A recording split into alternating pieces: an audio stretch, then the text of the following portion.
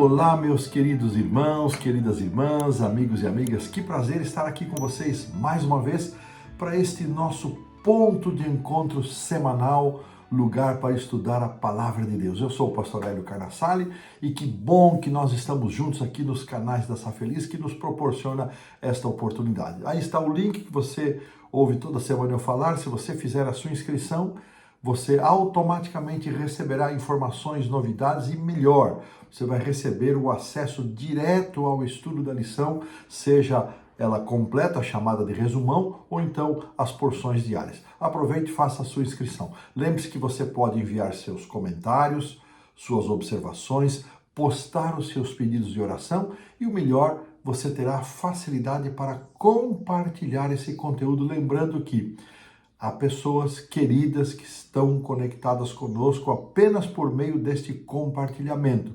Assim, fica aqui o nosso incentivo.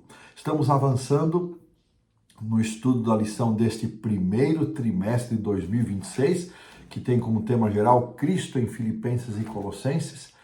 E estamos agora indo para a lição de número 2, que tem como título Razões para a Ação de Graças e Oração. Antes então de irmos para o estudo desta semana, convido você a curvar sua fronte para juntos orarmos. Senhor nosso Deus, graças te damos por todas as bênçãos recebidas, pela direção com que o Senhor nos conduz individualmente, também em nossas comunidades, em nossa família, e pedimos-te agora sabedoria para o estudo e compreensão das porções de Filipenses e Colossenses que vamos estudar. Conduze-nos, dirige-nos e abençoa-nos neste propósito, em nome do Senhor Jesus. Amém. Muito bem, irmãos, nós temos como verso para memorizar Filipenses 1:6, que diz assim: Estou certo de que aquele que começou boa obra em vocês há de completá-la até o dia de Cristo Jesus. Nós vamos voltar a esse texto logo aqui na lição de domingo, e antes de nós avançarmos então para as porções reservadas pelo autor de Filipenses e Colossenses, Filipenses capítulo 1, versos 3 a 18, é a porção desta semana, Colossenses capítulo 1, versos 3 ao 12. Vamos lembrar que Paulo, em suas cartas, ele utiliza as expressões de orações, de ações de graças, e ele manifesta isso praticamente em todas as suas cartas. Assim como Paulo, nós também devemos ter razões para agradecer. Esse é um grande desafio. Passamos por lutas, provações, dificuldades, lembrando, Filipenses e Colossenses são duas das 4 cartas que pertencem às conhecidas epístolas ou cartas das prisões que Paulo escreveu de sua primeira prisão em Roma, ali por volta dos anos 60 a 62. Então, Paulo encontrava-se numa situação desconfortável, numa situação em que ele estava preso, e mesmo assim ele encontra motivos para agradecer a Deus. E nós, irmãos, temos sido gratos a Deus por tudo aquilo que ele tem feito na vida da igreja, na minha vida, na vida da nossa família. No nível humano, nós também podemos expressar gratidão em duas direções. Primeiramente a Deus e uns para com os outros. E isso nós vimos nessa lição. Vamos ver de forma muito clara. Vamos refletir sobre a oração e as palavras de ação de graças ou ações de graça que Paulo apresenta aos Filipenses e aos Colossenses. Interessante que no auxiliar do professor, para quem tem a lição do professor, na página 26, o autor desta parte diz o seguinte, que a lição dessa semana enfatiza 2 princípios, 2 temas principais. Primeiro, a gratidão e oração estão intrinsecamente conectadas, como se fossem 2 faces de uma mesma moeda. Então, oração e gratidão estão ligados. Segundo, a gratidão e a oração servem como manifestações concretas da obra de Deus em nós. Então,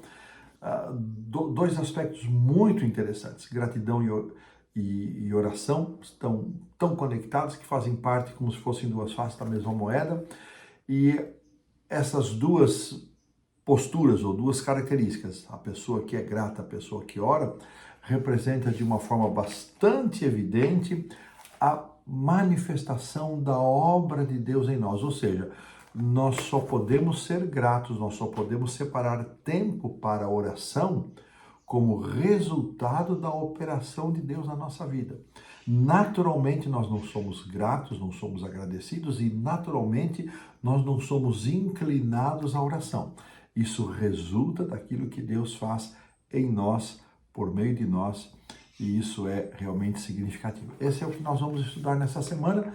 Tenho certeza que será um estudo muito abençoado e desta maneira colocamos um ponto final na lição do sábado à tarde.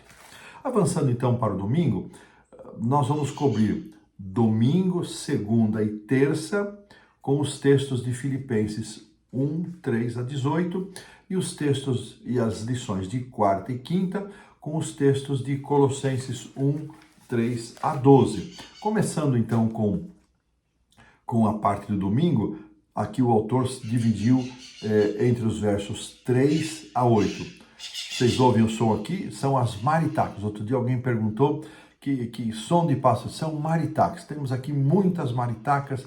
É um bichinho parecido com um papagaio, um pouquinho maior, e faz esse som que vocês estão ouvindo ao fundo aí, que ouviram ao fundo. Então, teremos a contribuição e a colaboração das maritacas conosco nesta manhã em que eu estou gravando.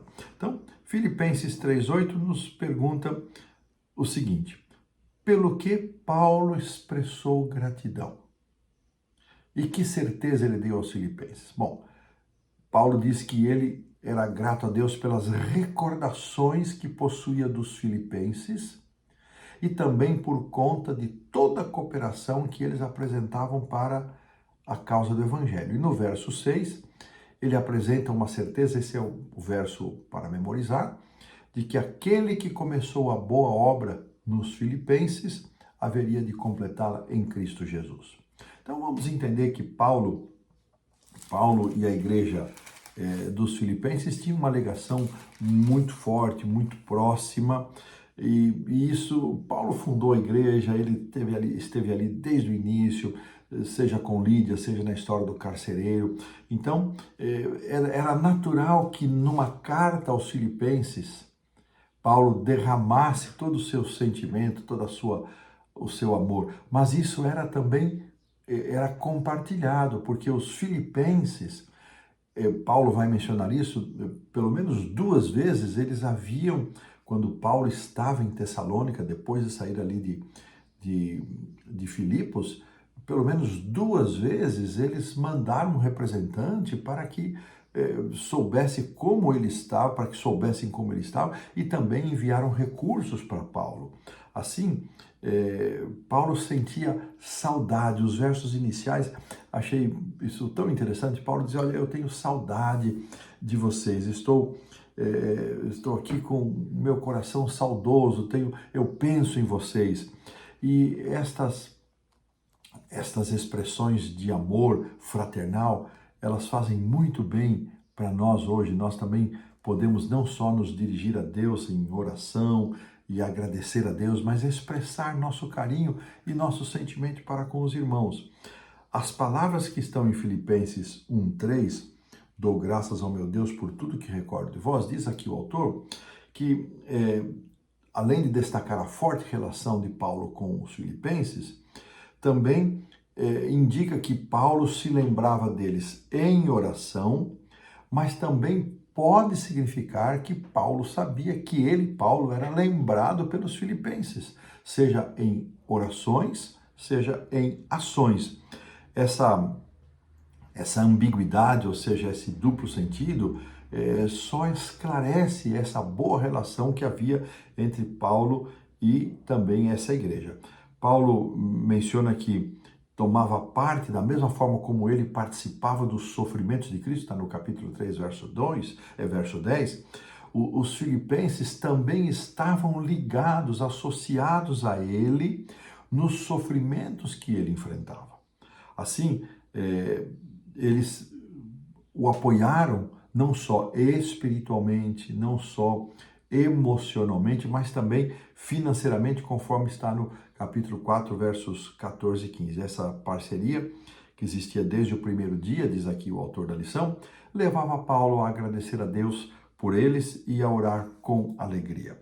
É interessante observar que Paulo descreveu a sua prisão de maneira bastante positiva.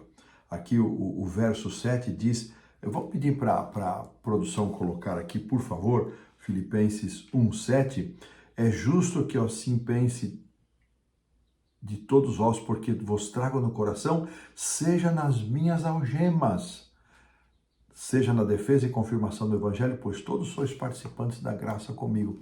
Aqui Paulo, ele reconhece a sua situação, mas ele não se entrega, ele não vê motivo para reclamar, para murmurar desta condição. Quando aqui nós lemos no verso 7, defesa e confirmação do evangelho, a lição nos explica que eram termos jurídicos que indicavam que o seu julgamento estava próximo, mas também mostra que ele, enquanto esperava, ele estava ativo na causa do evangelho, compartilhando esse evangelho com os soldados que faziam a sua guarda e também com aqueles que podiam estar onde Paulo estava. Assim, possivelmente numa casa que Paulo havia alugado.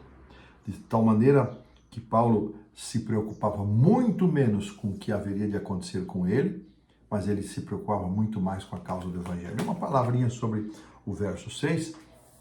Aqui, vou pedir para a produção colocar, nós fomos para o 7, agora voltamos para o 6, ainda dentro dessa porção dos versos 3 a 8, que estamos considerando no domingo, que é o nosso verso para memorizar. Vou pedir que a produção coloque nessa tradução que eu estou utilizando aqui, Almeida Revista Atualizada. Estou plenamente certo de que aquele que começou a boa obra em vós há de completá-la até o dia de Cristo Jesus.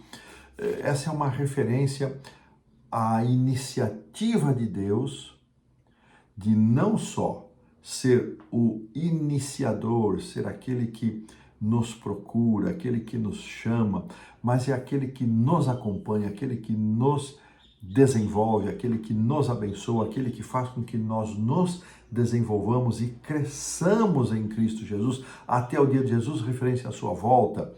Então esse Cristo maravilhoso, esse Deus maravilhoso que começa algo em nossa vida, que nos chama, que nos faz com que iniciemos essa caminhada, é Ele quem nos acompanha. Que promessa linda, maravilhosa, ter a certeza de que nós não estamos sozinhos e que mais do que isso, além de não estarmos sozinhos, nós estamos em desenvolvimento, em crescimento.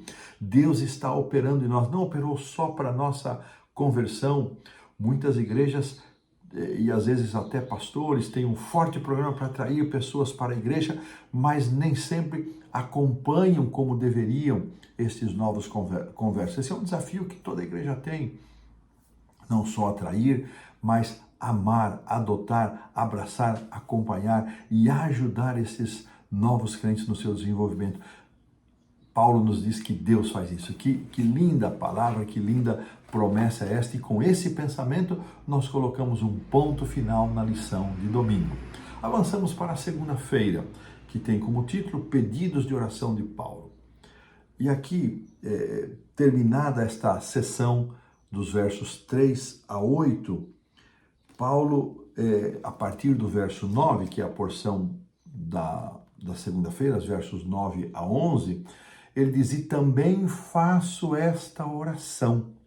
E aqui o autor me diz que esta oração, em grego, contém apenas 43 palavras. Eu contei aqui na minha versão, Almeida Revista Atualizada, segunda edição, 48 palavras. 48 palavras.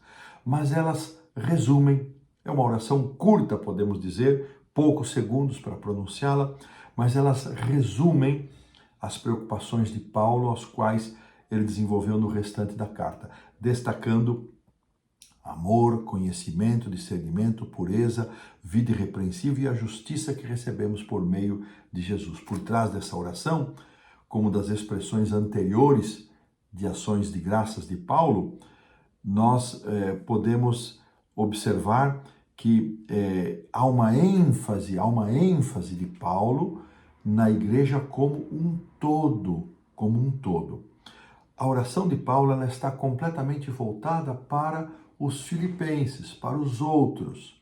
As motivações de Paulo nessa oração não eram ele próprio, eram os seus irmãos. E vamos então, segundo propõe o autor, examinar de perto, um pouquinho mais de perto, esta oração. Eu vou fazer aqui a leitura, se a produção quiser colocar os versos 9, 10 e 11, também faço esta oração, que o vosso amor aumente mais e mais em pleno conhecimento e toda percepção, para aprovardes as coisas excelentes e serdes sinceros e inculpáveis para o dia de Cristo, cheios do fruto da justiça, o qual é mediante Jesus Cristo para a glória e louvor a Deus. Uma oração curta. Então, aqui o autor destaca para que o vosso amor aumente mais e mais. Então, primeira coisa que Paulo pede em oração pelos filipenses é que o amor deles aumente mais e mais. Não um amor qualquer, não um amor comum, mas um amor que resultasse no aumento de mais conhecimento e percepção, que vai ser destacada no ponto a seguir. Então, um amor que os levasse a ter um maior conhecimento, lembrando da expressão de Jesus que a vida eterna é conhecer a Deus e a Jesus Cristo. Então, Paulo aqui expressa alguma coisa que vai além do intelectual, é um conhecimento prático que produz salvação. O segundo aspecto, ainda dentro do verso 9, toda a percepção ou discernimento, a capacidade para aprovar, segundo o autor, aquilo que é melhor. E assim fazer com que a conduta deles pudessem estar dirigida e direcionada para aquilo que era melhor, para aquilo que era puro, irrepreensível. E então é a palavra seguinte, que aparece para ser de sinceros e inculpáveis. Então aqui vem o destaque, a pureza ou a sinceridade destacada aqui, julgado à luz do sol. Olha que interessante essa expressão, né? Para ser sinceros e inculpáveis, que é o termo que nós vamos considerar a seguir, é aquilo que está à luz do sol, que pode ser visto com clareza, livre de qualquer mancha, de qualquer falsidade. Olha como Paulo pede pelos filipenses para que eles tenham um amor que os conduza a um conhecimento crescente, pede discernimento para que eles possam separar o que é bom do que é ruim. Irmãos, como precisamos disso, não? Discernimento, que preciosidade. É o colírio lá de Apocalipse 3 da carta à Laodiceia. Como nós precisamos desse discernimento, separar o santo do profano, separar o bom do mal, o bem do mal, o bom do ruim, o falso do verdadeiro. Então, discernimento, a linha divisória que divide a igreja do mundo, nossa vida. Olha quanta bênção de discernimento que pode ser dada pelo Espírito, voltando para a pureza. Então, viver, e aqui ele colocou uma frase de Ellen White: tudo quanto os cristãos fazem deve ser tão transparentes como a luz do sol, vindo de maior discurso de Cristo. Quarto item destacado na oração pelo autor, irrepreensíveis, que está junto aqui, sinceros e inculpáveis. Essa expressão inculpáveis ou irrepreensíveis significa agir de forma a não ser um obstáculo para os outros. Olha que interessante. Eu vou viver a minha vida, e aqui muitos pensam, a minha vida, minhas regras. Não é isso, irmãos. Minha vida, regras da palavra de Deus. E a minha vida tem que ser vivida de tal maneira que não sirva de tropeço para os demais, não seja um obstáculo. E finalmente ele destaca aqui a justiça por meio de Cristo, que provém da fé.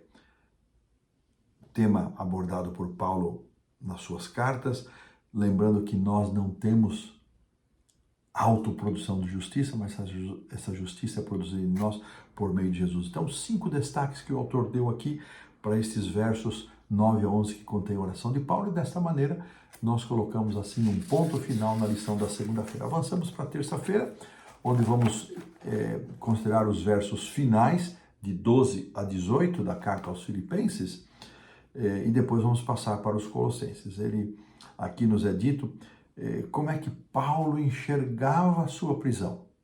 Nos é perguntado aqui na lição, na pergunta 3. Paulo diz que as coisas que lhe aconteceram, suas cadeias, né, como aqui versos 12, 13, estavam sendo, de certa maneira, propulsores para a pregação do Evangelho. E aqui ele usa uma expressão, vou pedir que a produção coloque aqui, por favor, o verso 13. 1:13, de maneira que as minhas cadeias em Cristo se tornaram conhecidas de toda a guarda pretoriana e todos os demais.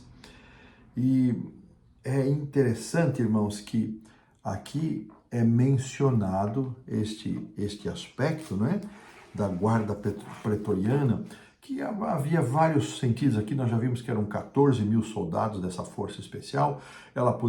O pretório podia ser a casa do governador, podia ser o lugar onde essa guarda ficava, ou a sede dessa guarda, ou simplesmente pode se referir, que é o mais provável, aos soldados da guarda pretoriana que tinham a responsabilidade de guardar, de vigiar Paulo. E isso devia ser por turno, então muitos desses soldados que iam e vinham acabavam sendo alcançados pela pregação do Evangelho, seja Paulo pregando diretamente para eles, ou seja Paulo conversando com as pessoas que era permitido a Paulo que fosse visitado.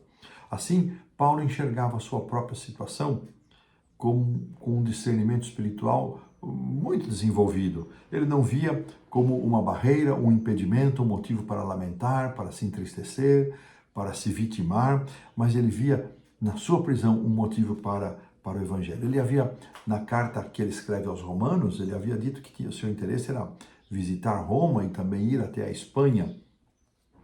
E isso é interessante, irmãos, que Paulo não esperava estar ali como ele se encontrava, preso, mas ele esperava ir com toda a liberdade, mas ele faz da sua presença em Roma, da sua estada em Roma como prisioneiro, ele usa isso para a pregação do Evangelho. E é interessante, irmãos, aqui ele vai fazer nos versos 14 e 15, observações que a maioria dos irmãos, estimulados pela sua condição, pelo exemplo de Paulo, ele preso, pregando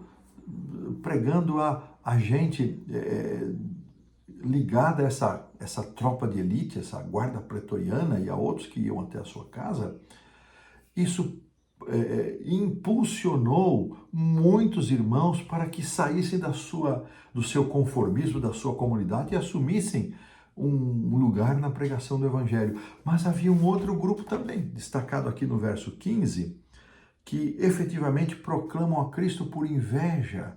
Então, a compreensão tanto do autor como do comentário bíblico é que algumas pessoas, de alguma forma, uma minoria, porque ele fala, olha, verso 14 é a maioria, então a outra parte era uma minoria. De alguma forma tinha algum tipo de ciúme, de inveja de Paulo pelo seu sucesso. Irmãos, isso jamais deveria acontecer, mas acontece, até hoje acontece. Pastores com um sucesso maior em conquista de almas, em mais tempo de exposição, como nós temos nossas pessoas mais consideradas, podem atrair no coração de alguns ciúme, inveja, e alguns sim entenderam que a prisão de Paulo era para eles agora a sua oportunidade de eles serem protagonistas. E Paulo, ele tem um pensamento a respeito disso. Ele vai dar esse pensamento no verso 18, dizendo, que importa? Que importa, não é? Uma vez que Cristo, de qualquer modo, esteja sendo pregado, seja por pretexto ou por verdade, eu também me regozijo com isso. Para Paulo, o importante era que o Evangelho seja pregado. Olha que interessante, irmãos. Se Deus leva em conta os nossos motivos, e como leva, para fazermos as coisas, Deus também tem a capacidade de transformar motivos equivocados em bênçãos para os outros. As pessoas que de alguma forma estavam sendo alcançadas pela pregação do Evangelho, destes que pregavam com motivos escusos, não poderiam ser prejudicados. Olha que coisa linda, que compreensão interessantíssima. Que visão esta do apóstolo São Paulo. Então, Paulo não viu seu encarceramento como um motivo negativo. E ele agradece a Deus por isso, e ele fala que o mais importante era que o evangelho seja pregado. Meu irmão, minha irmã, eu não sei em que condição você se encontra, em que situação você está, mas a palavra de Deus nos diz que o mais importante é que nós utilizemos as condições em que nos encontramos, sejam as mais favoráveis ou até mesmo as mais desfavoráveis, que nós encontremos um meio de testemunhar, de pregar o evangelho, de falar do amor de Deus, de testemunhar positivamente a quem quer que seja. Que Deus nos ajude, nos abençoe a agir desta maneira. E assim, nós colocamos um ponto final na lição da terça-feira e com isso encerramos a porção de Filipenses nesta semana. Avançando então para a quarta-feira, onde vamos na quarta e quinta ver a porção reservada de Colossenses, capítulo 1, versos 3 a 12. Eu já folhei a minha Bíblia aqui, 2 páginas, já estamos lá, e vamos então nos versos 3 a 8, nesse início aqui, diferentemente da relação de Paulo com os filipenses, a relação de Paulo com os colossenses era uma relação em que ele não havia estado em presença física com esses irmãos. Então, era diferente. Não é que gostasse mais dos filipenses, era diferente. Você tem uma relação, muitas vezes, hoje nós consideramos na nossa realidade aqui, né? Se você está à distância, vai se comunicando de uma forma eletrônica, é diferente com quem você pode ter um relacionamento próximo, olho no olho, como a gente diz, tete a tete, olho no olho. Então era uma relação diferente, mas não menos amorosa. Paulo os amava com todo carinho, e ele começa da mesma forma, dando graças a Deus.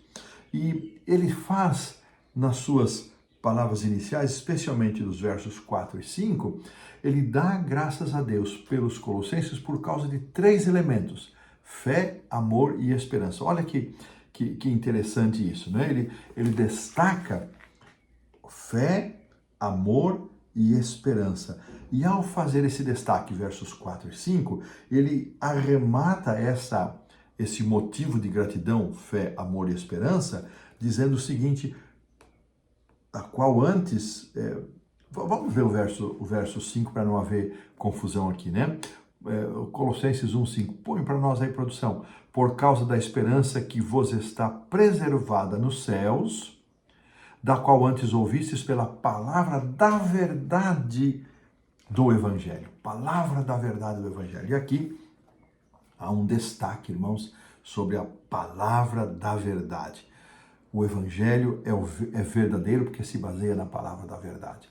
Irmãos, o único Evangelho que se sustenta, o único Evangelho verdadeiro é o que provém, é o que está baseado na palavra da verdade. Diferentemente, em contraste da palavra humana, das teorias, das fábulas, das tradições. Assim, quando o Evangelho é proclamado, o poder de Deus se manifesta. Porque é a verdade que está sendo proclamada e o Espírito Santo atua no coração. Olha que destaque lindo que Paulo dá aos colossenses.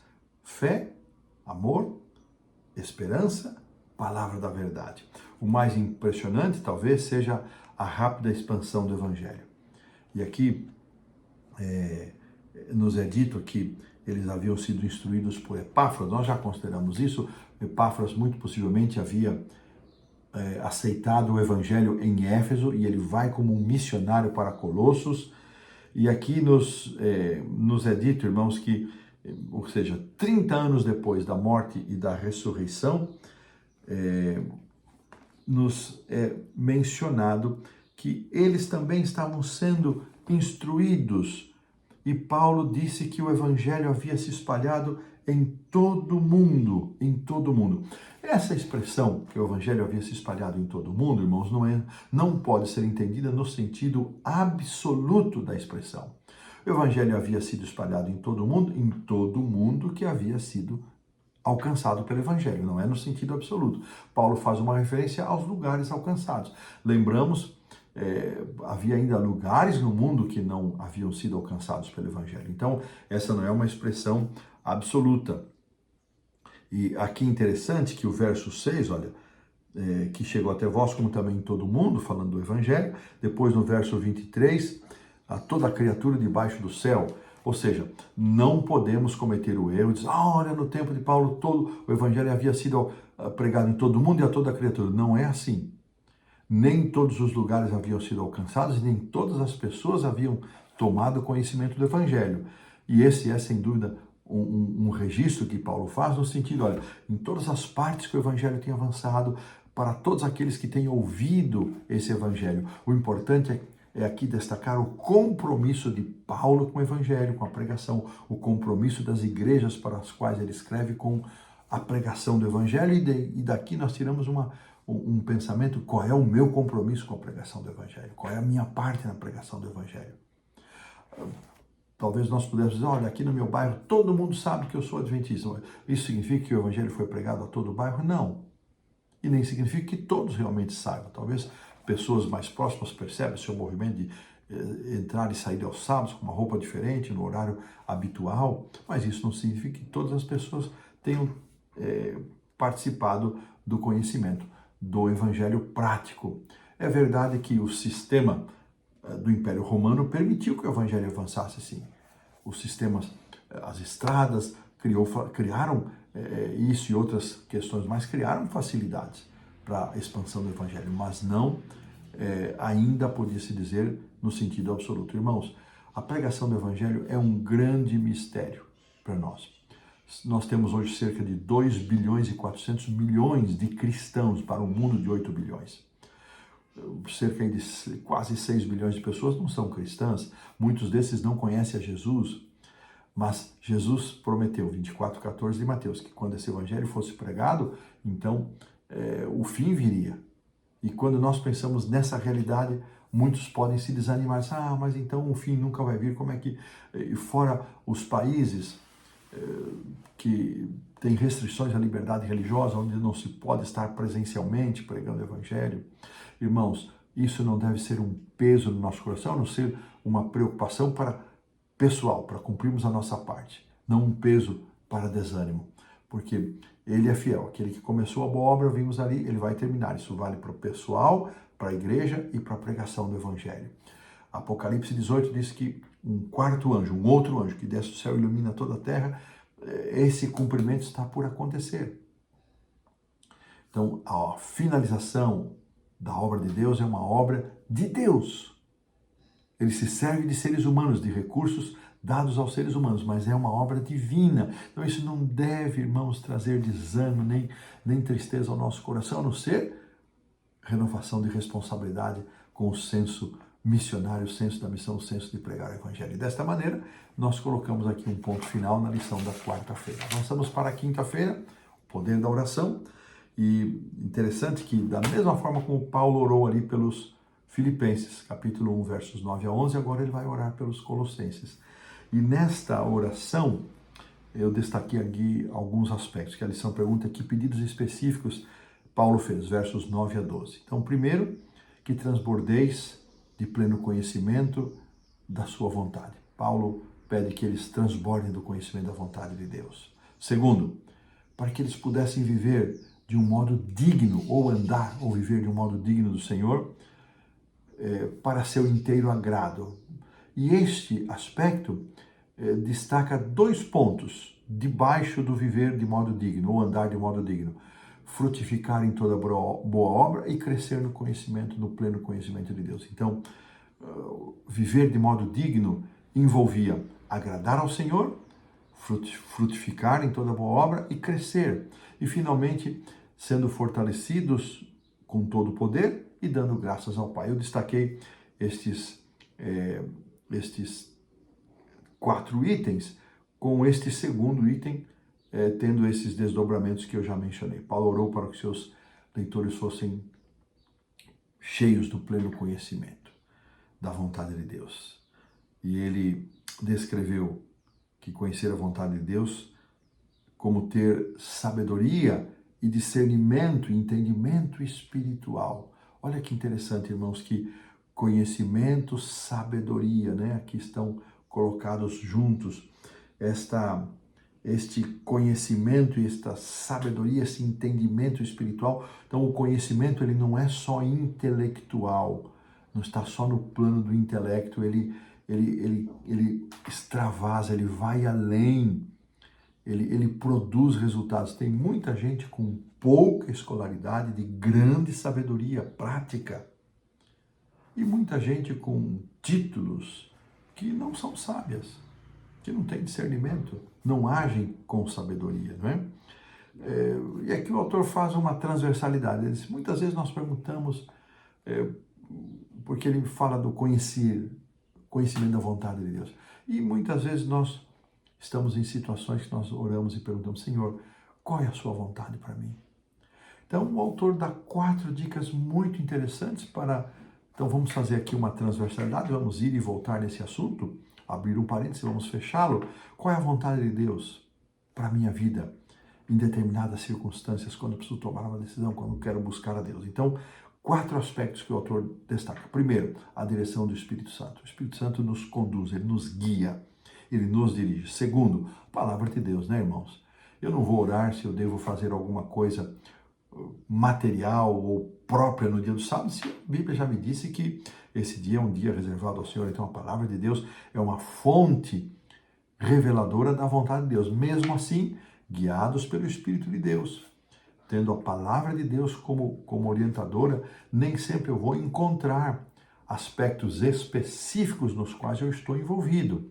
Por exemplo, devo casar com essa pessoa? Não vou abrir a Bíblia e lá vou dizer, case-se com fulana ou case com fulano, não é isso. Mas a Bíblia contém princípios para um casamento. E terceira fonte, o Espírito de Profecia, a manifestação moderna do dom profético. Então, guia do Espírito Santo, palavra de Deus, revelação moderna da vontade de Deus por meio dos escritos do Espírito de Profecia. E, finalmente, algo que eu aprecio muito são as circunstâncias providenciais. Nós, por exemplo, irmãos, vou dar aqui um exemplo, nós devemos ser perseverantes. Mas chega um ponto quando Deus está nos mostrando que as portas estão fechadas, nós temos que ter a leitura disso. Deus está dizendo, não é agora, não é por aqui. E se portas vão se abrindo, as coisas vão acontecendo, Deus então atua também por meio destas circunstâncias providenciais. Então, lembrando, direção do Espírito Santo, palavra de Deus, Sagradas Escrituras, manifestação moderna do dom profético por meio dos escritos de Ellen White e, finalmente, por meio das circunstâncias providenciais. E Paulo orou para que os seus irmãos de Colosso, que ele não teve oportunidade de conhecer, pessoalmente, a não ser Epáfras, pudessem andar de modo digno, viver, andar. Ele vai voltar, vai usar esse verbo outras vezes, não é?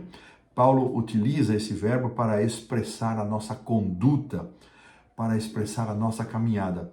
E isso significa viver, andar, viver de acordo com a vontade de Deus, o que só é possível, irmãos, pelo agir do Espírito Santo entre nós. Ele ora para que a vida dos colossenses fosse do inteiro agrado do Senhor. E eu fiquei pensando nisso. Será que a minha vida, a forma como eu tenho agido na minha vida, na igreja, em casa, no trabalho, na vizinhança, inteiro, não é só agrado, inteiro agrado.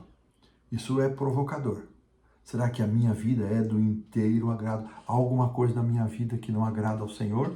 Para nós pensarmos. Frutificando em toda boa obra, esse viver, não é? De modo digno, envolve frutificar, ou seja, pelos seus frutos os conhecereis. Eu não posso dizer, eu estou vivendo de acordo com a vontade de Deus, mas se os meus frutos apontam noutra direção, eles vão contradizer. Então, que frutos eu tenho apresentado da minha espiritualidade, da minha conduta de fé? Será que eu estou frutificando o fruto do Espírito com aquelas 9 manifestações ali de Gálatas? Segundo aspecto, crescendo no conhecimento, crescendo no conhecimento. A vida do cristão tem que ser de um contínuo crescimento do conhecimento que produz salvação. Irmãos, esse conhecimento é um conhecimento prático, lembremos sempre disso. Eu preciso ser hoje melhor do que eu fui ontem. Nossa natureza é ruim, é pecaminosa. Deixada a si mesma, ela só leva para coisa ruim. E, vez por outra, com toda a oportunidade que nós temos de espiritualidade, às vezes, nos escapa ali num momento de tentação, uma palavra que não deveria ser dita, uma ação rude, uma palavra áspera. que luta, irmãos. Mas pela graça de Deus nós podemos ser vitoriosos. E por último, viver dando graças, né? Viver dando graças ao Pai.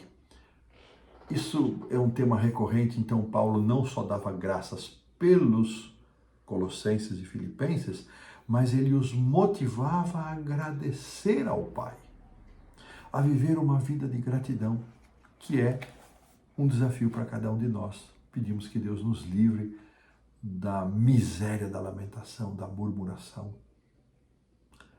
Olha que oração linda de Paulo pelos Colossenses, e desta maneira, com todas estas compreensões, colocamos um ponto final aí na lição da quinta-feira. Então, no estudo adicional, 3 parágrafos de Ellen White, eu vou ficar com a ciência do bom viver. Página 306. Amo esse texto, que diz assim: muitos planejando um futuro, o terceiro parágrafo, produção, muitos planejando um futuro brilhante sofrem um desgaste completo. Nos parágrafos anteriores foi falado isso, que às vezes a gente gasta muito tempo planejando a nossa vida do nosso jeito. Aqui Ellen White não está sendo contra o planejamento, por favor, não tenha essa... Ela está nos advertindo para que em todo o planejamento que nós fizermos, nós devemos permitir a direção de Deus, a atuação de Deus, a conduta de Deus para nós. Um planejamento é necessário, nós precisamos ter um projeto, um plano de vida, mas isso deve ser fruto da manifestação do conhecimento do Senhor na nossa vida. Deus não conduz jamais seus filhos de maneira diferente da que eles mesmos escolheriam se pudessem ver o fim desde o princípio e discernir a glória do propósito que estão realizando como seus colaboradores.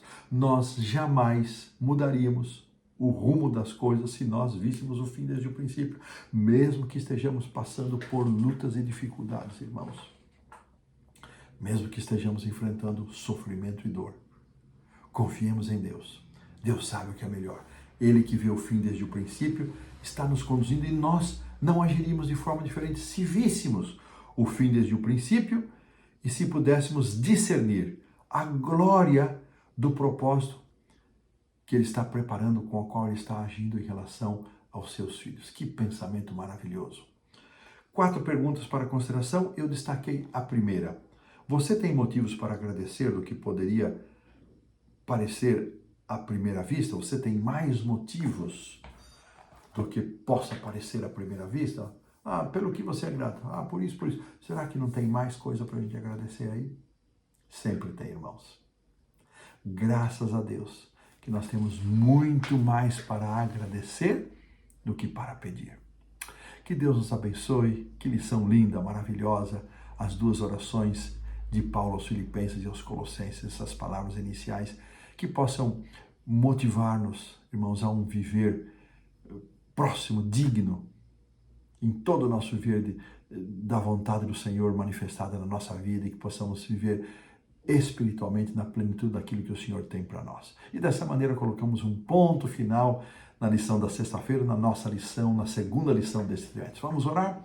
Senhor Deus, Pai nosso, graças te damos porque o Senhor é bom, porque a sua misericórdia é para sempre, e nós te agradecemos por esse estudo maravilhoso e rogamos bênçãos por esta comunidade de fé que acompanha, que está conectada aqui nos canais da Sá Feliz, por aqueles que recebem esse compartilhamento e por todas as bênçãos que o Senhor nos promete em acompanhar-nos. Eu peço e oro em favor desta gente maravilhosa, desse povo maravilhoso espalhado pelo mundo, e faço em nome do Senhor Jesus. Amém. Forte abraço, até a próxima semana.